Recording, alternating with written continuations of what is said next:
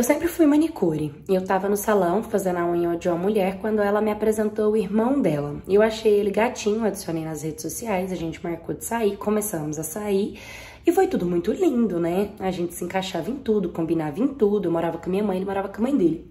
Ele trabalhava, eu também. Visto que a gente tava no fogo, naquela paixão toda, a gente decidiu alugar uma casa e morar junto nós dois. E fomos. Foi incrível, foi maravilhoso.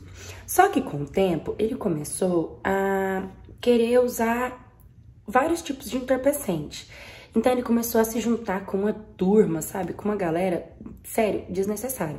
Primeira coisa que ele começou a fazer foi ir pra distribuidora. A gente gostava de beber? Gostava. A gente bebia? Bebia. Mas assim, meio de semana, coisa mais leve, a gente trabalha, rotina. Final de semana quer desandar, beber, encher a cara, ok. Mas meio de semana, não. Então, ele começou ao meio de semana, sair do trabalho, em vez de ir pra casa, ele começar a ir pra distribuidora. Eu descobri que era com um amigo dele do trabalho, que eles sempre saíam pra beber uma. Enfim, disso, ele começou a chegar em casa, eu percebia pelo olhar dele, ele ficava com o olhão arregalado assim, ele ficava o tempo inteiro puxando assim o nariz, ele ia toda hora no banheiro, e aí eu comecei a mexer nas coisas dele e achei os pininhos com o pozinho branco. Claro, né? Vi que aquilo, não coloquei no nariz pra cheirar, mas eu coloquei na boca porque adormece, né? E eu vi que aquilo ali era cocaína.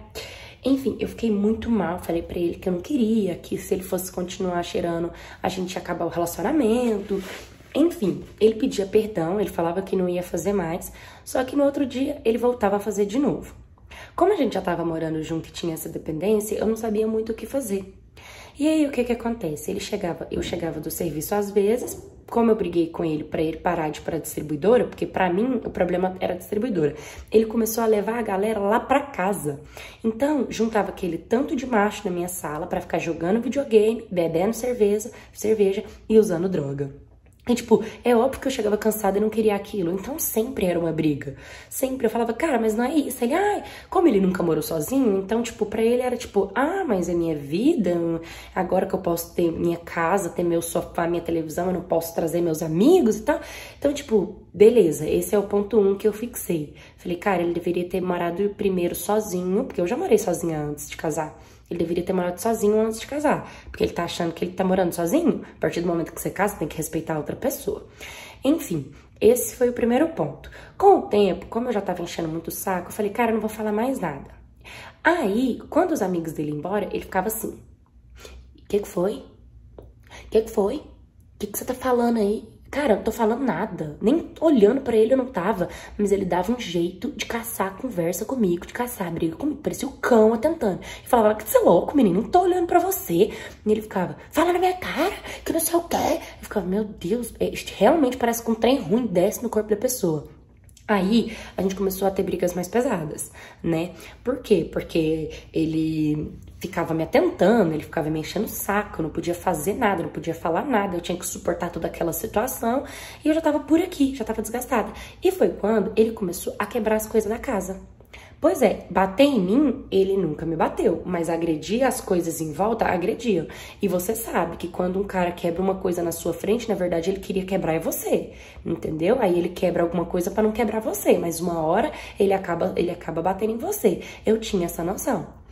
E aí, eu comecei a conversar com uma amiga pra tentar pedir conselho, pra tentar pedir ajuda, pra tentar saber, né, tipo, o que que eu faço. Eu queria ir, só que eu não queria voltar pra casa da minha mãe, porque meu padrasto e eu nunca demos certo. Então, tipo, já tinha morado sozinha por causa disso. E, tipo, eu acabei de casar, a gente ficou 2 anos juntos, né? Essa história toda que eu tô contando pra vocês começou no 2º ano de relacionamento. Então, tipo, eu não sabia meio o que fazer, né, dentro dessa situação. E minhas amigas, elas falavam assim, gente, não dá pra acreditar que seu marido é assim, porque ele sempre foi um cara muito legal, muito bacana. Ele chegava, ele fazia comida, ele tratava todo mundo muito bem, ele sempre foi um cara assim, nossa, hospitaleiro perfeito, sabe? Tipo, maravilhoso. Mas comigo, ele acabava maltratando. Quando todo mundo virava as costas, ele virava outra pessoa, e quem tinha que aguentar o terror era eu. Até que um dia, ele chegou da rua e eu tava de boa em casa, de boa, assistindo novela, de boa. Ele começou a quebrar tudo e ele estragou todos os meus esmaltes, todo. Ele quebrou a casa inteira. Nesse dia, eu decidi que eu não ia juntar. Eu decidi que eu ia ligar pra uma amiga, pra ela ir lá em casa, pra ela ver. Porque como ele quebrava tudo, bagunçava tudo e eu arrumava, entendeu? No outro dia, quando ele chegava do serviço, nem ele acreditava que ele tinha feito. Aí, o que que acontece?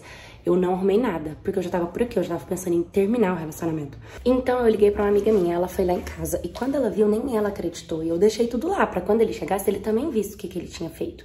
E foi assim, quando ele chegou, eu mostrei pra ele. Falei pra ele, olha, agora você tem noção do que você fez, do tamanho do desastre que você faz. Se eu continuar dentro desse relacionamento, daqui a pouco você vai quebrar a minha cara, porque você faz isso aqui e depois você fala que você não lembra, você não tem responsabilidade com o que você faz. E foi dentro disso que ele começou a se observar, começou a perceber, ele começou a falar que não faria mais, só que nessa altura do campeonato eu já tinha perdido completamente o encanto por ele. E eu perdi tanto o encanto por ele que até pela minha profissão eu perdi o encanto também, ou seja, eu quis deixar o salão, eu quis deixar de trabalhar de manicure e comecei a entregar currículo em outros lugares. E foi quando eu fui contratada num hospital para ser recepcionista, que lá dentro tinha uma médica que ela era assim, muito firmeza, muito ponta firme. E como o meu salário deu uma aumentada, porque eu já não trabalhava mais de autônoma, trabalhava fixa, eu decidi alugar um apartamento pra mim. Só que eu tentei terminar o meu relacionamento e ele não deixava, ele vinha atrás de mim, ele me perseguia. Minha mãe sempre amou muito ele. Então ele ia lá tentar minha mãe, entendeu? E aí foi o que eu fiz? Na calada, sem falar nada, eu aluguei um apartamento, eu coloquei as minhas coisas ali dentro e ó, na hora do trabalho dele, eu vazei. Aí eu terminei com ele. A gente continuou conversando, a gente continuou amigos, a gente continuou se tratando super bem. Hoje ele tá com outra pessoa, ele tem filho, tá tudo bem, mas a gente se fala, a gente se respeita, a gente se encontra nos lugares, a gente até tomou esses dias. A mulher dele não tem ciúmes de mim, porque ela sabe do que ele fez e do que ele fazia comigo. Se ele usa droga ou não, eu não sei. Se ele continua na vida que ele tá, eu não sei.